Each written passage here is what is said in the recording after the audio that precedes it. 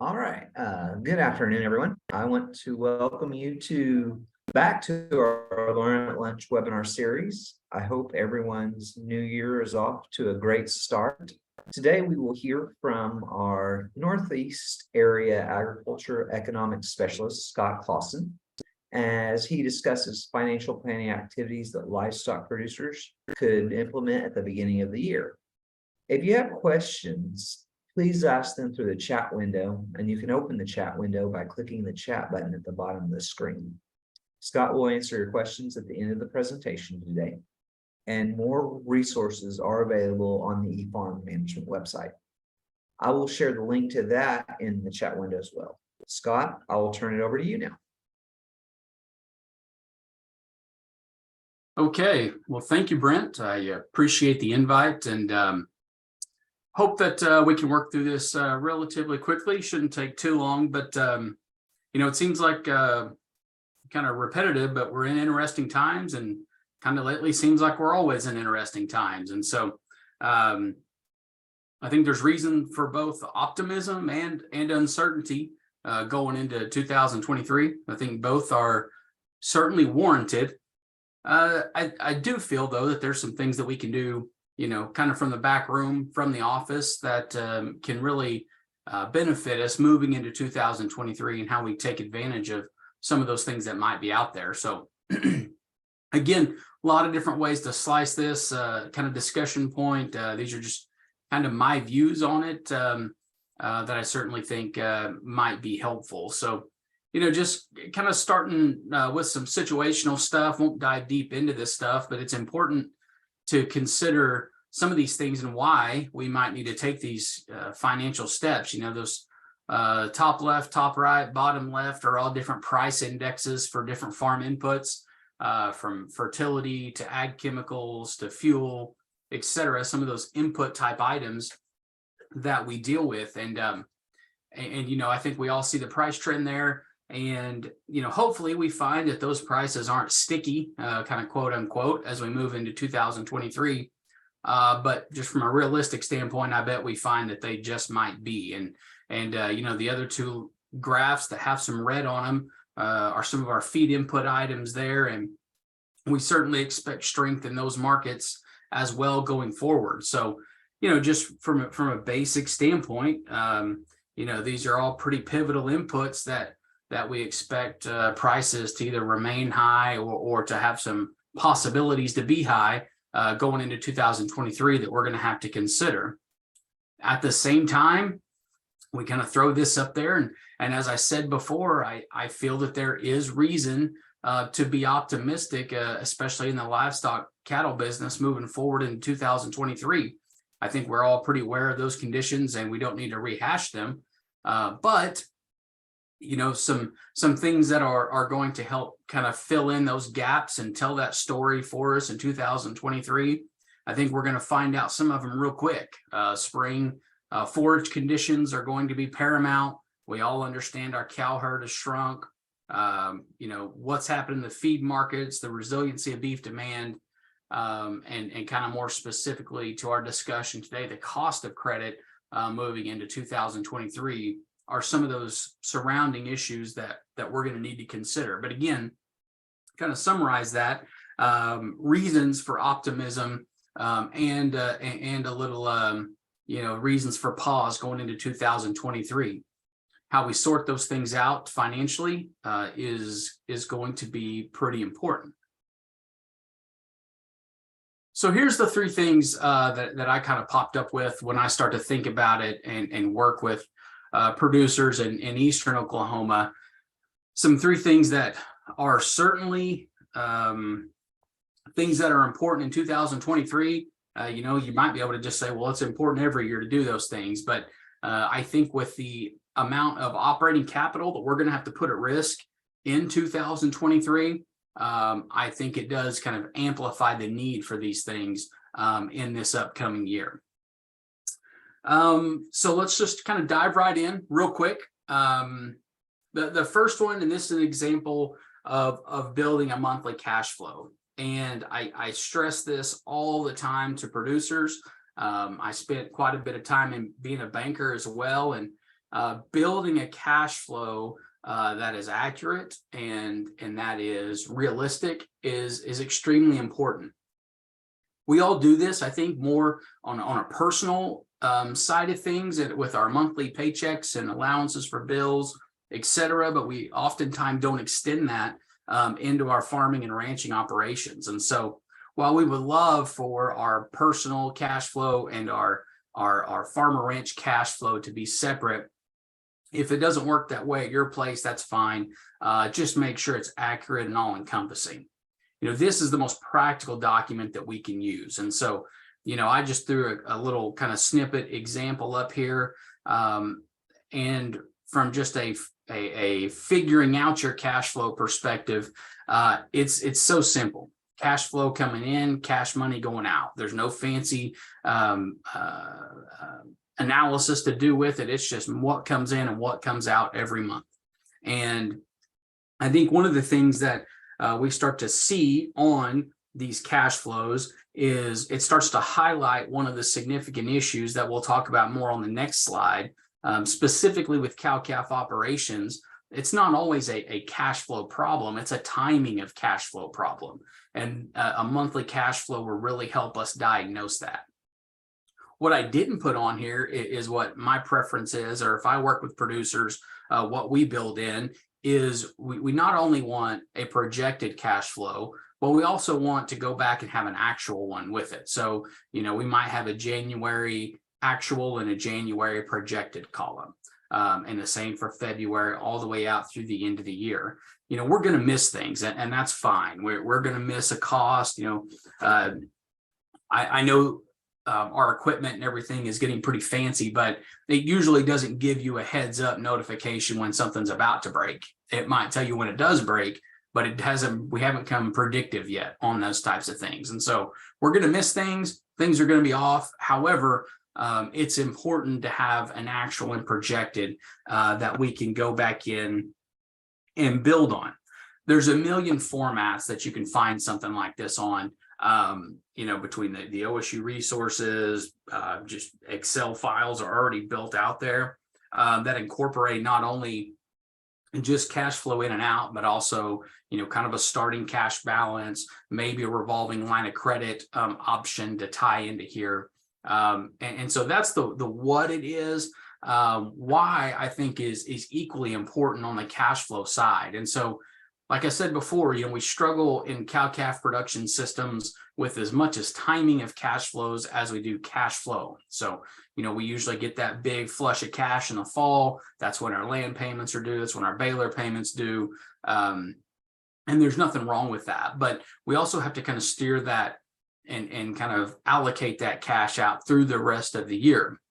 One of the things that this monthly cash flow is going to help with is kind of building the expectations of that line of credit. So if you're working with a line of credit in your operation, building one of these monthly cash flows and having kind of a projection for the upcoming year is going to help you identify, not only those months where you expect a shortage, but also those months but also those allowing you to quantify the amount of that shortage if you do need to make a request for a line of credit or request a bigger line of credit.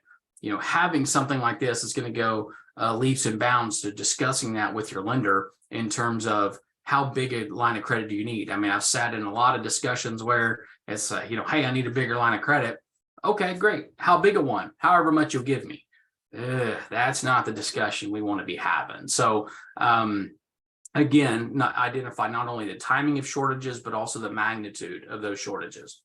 The other thing to consider is that, if you're going to make a strategic change in your operation, let's say you're going to allocate some funds to stockpile forage in the fall, something to that, something of those lines. If you're going to change your production system, you're probably going to need capital to do so. And so this would be a great way as you project out to where maybe we're going to have to moderate some of our cash usage through hay season and allocate that for later in the fall, because those needs are going to hit before we sell our next calf crop. So a lot of these things will be very beneficial in terms of the timing of your cash flows and allocating for those different capital needs. And then, of course, we all know the situation with interest rates isn't moving in our direction at the moment.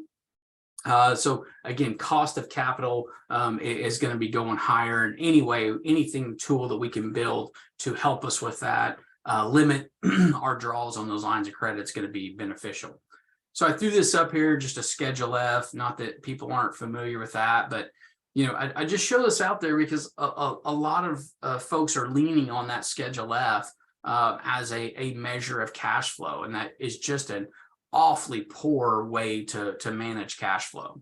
Kind of that simple calculation you see there is how you would rough in a cash flow based on those Schedule Fs. And unfortunately, it's not just a real great piece of the puzzle to answering those questions. It doesn't address timing.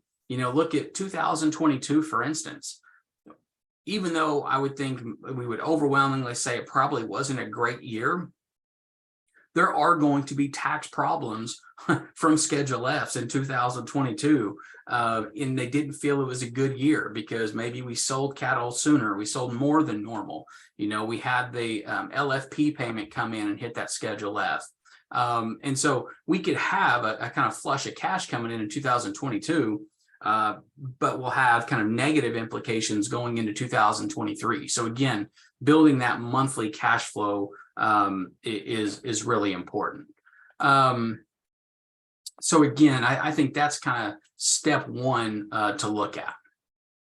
So let's move to step two. I use this example a lot in live audiences, and so I know you guys can't jump back, but if we look at the X's on this, that represents for us kind of football folks, that represents a 4-3 defense. And so when we talk about working capital, I left the link to that article up there at the top of the screen.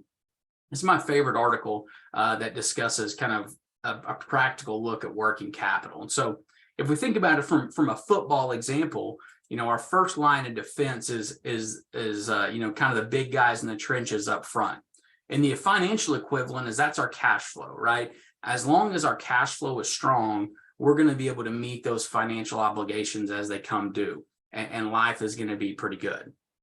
We all know in production ag that that's not always the way that everything gets handled, just with cash flow coming in. So the next step of that would be your linebackers. Versatile when part one doesn't do the job. The next guys up are our linebackers, and that's our working capital. So that is what we're really going to talk about measuring. And that working capital is essentially with our current assets and our current liabilities, are we going to be able to meet our obligations that come due in the next 12 months with either our cash or those current assets that we intend to sell? And we'll look at that calculation here a bit in a second, but we need, in an ideal world, we need to have strong cash flow and working capital so we can handle those issues as they come due with just those two things. Because next is our equity, and that's when we find us eating into when those first two things can't quite accomplish the task. So what would that look like? Maybe we're moving a few extra cows here or there to meet some payments upcoming, instead of moving them strategically when we would want to. Maybe we are kind of liquidating some of those pieces of equipment, et cetera, to meet some cash flow needs, things like that. Or maybe, I think the way it most commonly comes about is we start to find that we're not zeroing out that line of credit annually. And so, those are some kind of indications that we may have an issue with our working capital. So that may be why we would look at it.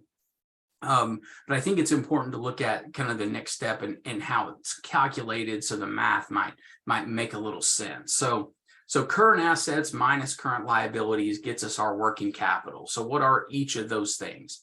Cash, feed, hay inventories are most prevalent in eastern Oklahoma. Calves are important. So notice that cows are not included in this. Cows are not these current assets. Cows are intermediate assets, multiple year life that we're expecting on for them to be around for. So calves specifically.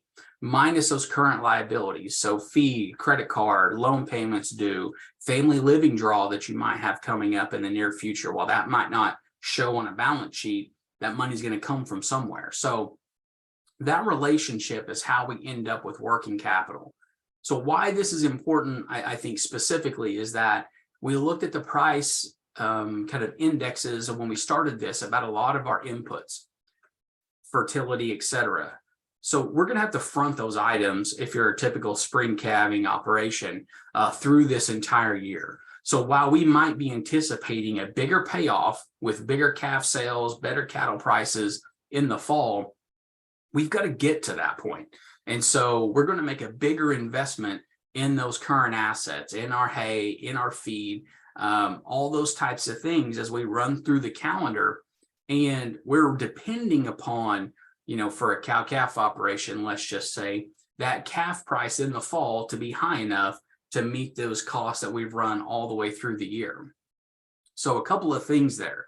Kind of worst case scenarios that we need to consider is that what if that price doesn't meet what it's supposed to be? That's where we need to be thinking about something like LRP insurance, etc., to ensure that we get that price that we need. Another thing to be thinking about is just keeping an eye on that relationship. Now, working capital can go negative with our price swings for commodities, etc. We would like for it not to, but it sure can. And when it does go negative, it doesn't automatically mean that we're that we're going to go delinquent on loans, etc. That doesn't know what that means. It means for a point in time, the value of those assets might have slipped. And so we do need to be recognizing when those times come about and then making adjustments to what we can do to work our way out of it. If we wait till the end, we're in a bind. But if we can address those things sooner, then we might be able to find a good way out of that. The other thing, I think is a good idea or a good thing to keep in mind is that don't let price runs cloud the issue, right? So let's go back to 2014. Everybody was profitable in 2014. It didn't matter if you were efficient, inefficient, good manager, bad manager. Price negated all the analysis. And so we don't want to do that. So while we want to take those price runs and those profits, that's great, but we still can't let it cloud our analysis. And if our unit cost of production or whatever it might be was too high, we still need to start working to address that. And last but not least, I think maybe the most important thing, and what is important, I guess, to me for us to be considering is identifying those leeches in our operation. So it doesn't matter which way you use the word leech, whether it's to seep or drain or to exhaust resources. I'm talking about value, and our operations are really just the culmination of a lot of different business investments. So investments in our cow herd, investments in our equipment, our hay production, our heifer development, all those types of things. And so instead of thinking about it as a whole, let's think about them as individual investments or individual operations. And I think it's going to be important as we move forward for us to be able to identify each one of those enterprises and find which ones are generating our most value and which ones are leaching value from our other operations. It'll change annually. It's not like you just make wholesale changes based on 1 year's worth of data. But if we go back and look and say historically and say, man, we've identified our hay operation is really not generating much value to our whole operation as a whole, then maybe we need to look at sourcing hay elsewhere or analyzing that one. By the same token, we might look at our heifer development program and find that, man, that is really generating a lot of value to our operation. Maybe we should expand upon that and squeeze out some of those other leeches in our system. So to do that, though, we're going to have to analyze each one of them separately. And so to do that, we're going to have a good enough set of records to where we can charge each one of these things the full value of what they bring to the table. So for instance, let's take heifer development. That's a fairly easy one, right? If we're looking at each one of these as separate enterprises, we're going to look at our cow herd, and when it's time to wean those heifers that we're planning on keeping, then we're going to credit the cow herd the value of those heifers at that point. So the value of those heifers at 500 pounds. And then we're going to track, and so that's obviously a cost to the heifer development enterprise. Okay, so it's buying it from the cow herd. We'll track the cost, track the performance of those heifers. And then whenever it's time in the following year, whenever it's time to move bred heifers back into the cow herd, then the cow herd is going to buy, quote unquote, buy those bred heifers from our heifer development enterprise at full market value.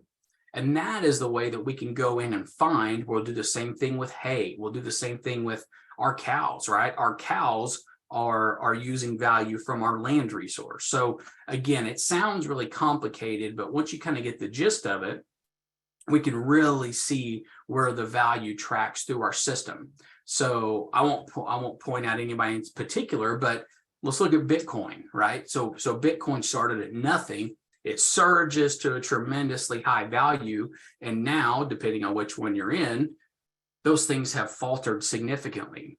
So while pieces of value may have been attained, if we didn't sell when we had an opportunity to, we never really claimed the value. It just existed on our balance sheet. And so we really need to find, as our resources become more valuable, as it costs more to have equipment, costs more to have land, costs more to have cows, we really need to identify where those values take place and then build a system that we can capitalize from them.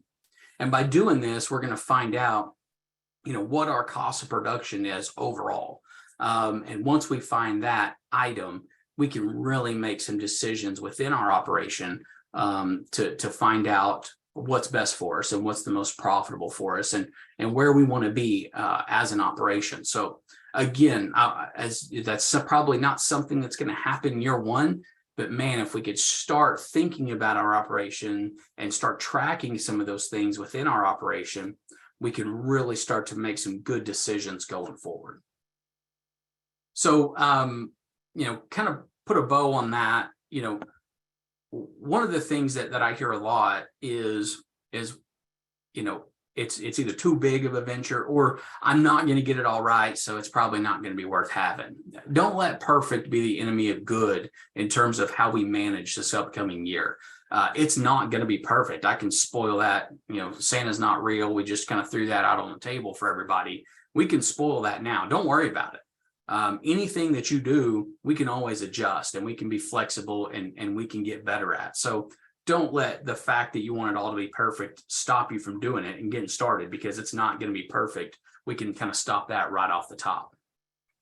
We do have opportunities coming up. There'll be good value gains. There'll be good prices. We're all anticipating those things. But again, the cost to get there may be high as well. And so to take advantage of those opportunities, our cash flow and our working capital, et cetera, will need to be in place to do that. And keeping track of those is the only way to make that happen. I'll put this out there just as kind of a foreshadow for you to be thinking about.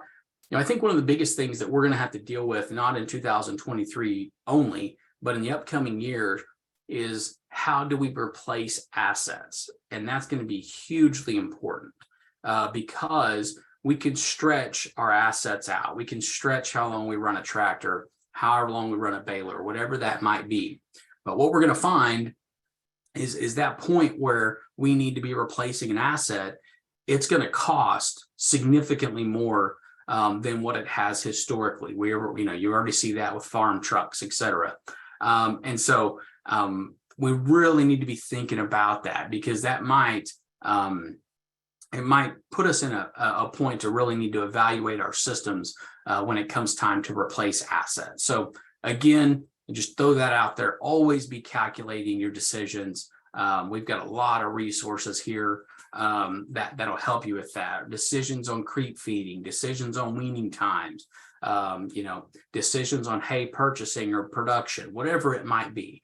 But always be looking for a calculation to help out, even though it may be something that you look at and say, yeah, I realize it's going to cost me a little more, but it's best for our operation.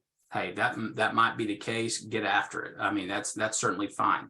But if we don't ever do the calculation, we don't ever anticipate it, we're not going to know where our opportunities are. So Britt, that's it for me. I'll turn it over to you. I know you've got a link for the evaluation there. If they would like to follow that, I'll let you kind of fill them in there. All right, thank you, Scott. As Scott mentioned, we do have a link to our survey for this webinar, and I shared that same link in the chat window as well for you to click on. If you scroll through the chat window, you will see a number of other resources related to what Scott was mentioning. He talked about cash flow planning, and we have OSU Extension has developed a tool specifically to help create cash flow plans. So you can put in your own numbers and generate that. And then Roger Sauls also mentioned the beefextension.com website, and there are a lot of calculators and tools on there as well, specifically for beef producers. So those are options as far as resources for you to use. And if you want to begin to implement some of the things that Scott talked about today, those are some tools that will allow you to do that. I will mention, I set it where everyone can enter in questions through the chat, and you can also unmute yourselves as well if you have questions for Scott. So if there are any questions, feel free to ask away.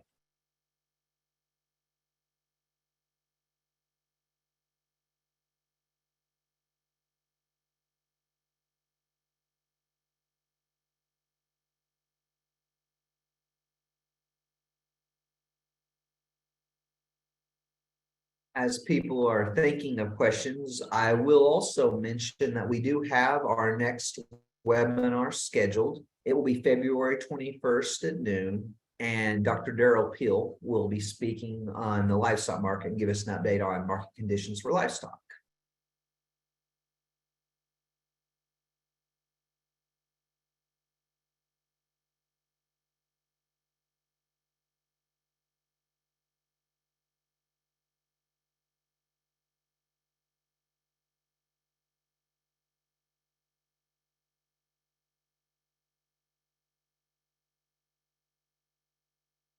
Well, since I'm not seeing any questions in the chat or hearing any questions, I think I will go ahead and end today's webinar.